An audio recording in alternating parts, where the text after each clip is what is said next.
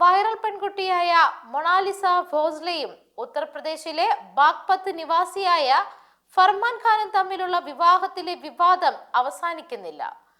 മൊണാലിസയ്ക്ക് 18 വയസ്സായിട്ടില്ല എന്നും 16 വയസ്സുമാണ് ഇപ്പോൾ മൊണാലിസയുടെ പ്രായമെന്നുമാണ് രേഖകളിൽ പറയുന്നത്.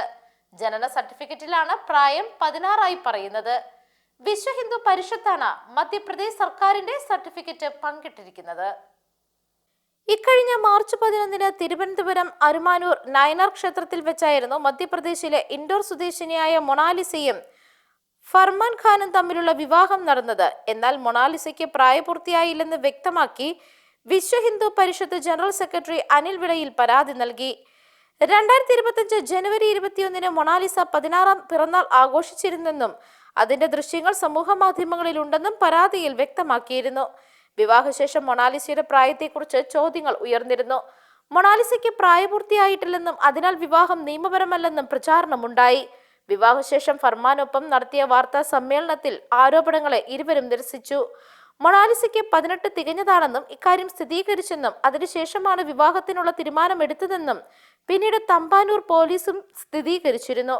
രേഖകൾ പ്രകാരം മൊണാലിസയുടെ ജനന തീയതി 1/1/2008 ആണെന്ന് വ്യക്തമാണെന്നാണ് പോലീസ് പറഞ്ഞത്.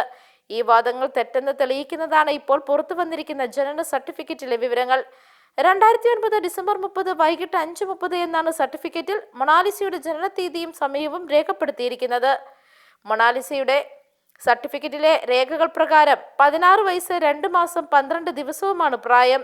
ഭോപ്പാലിലെ VHP പ്രവർത്തകരാണ് മൊണാലിസയുടെ ജനന സർട്ടിഫിക്കറ്റ് ഔദ്യോഗികമായി പങ്കിട്ടതെന്ന് അനിൽ വിളയിൽ വ്യക്തമാക്കി. സംഭവത്തിൽ മധ്യപ്രദേശ് പോലീസ് കേസെടുക്കാനുള്ള ഒരുക്കത്തിലാണ്.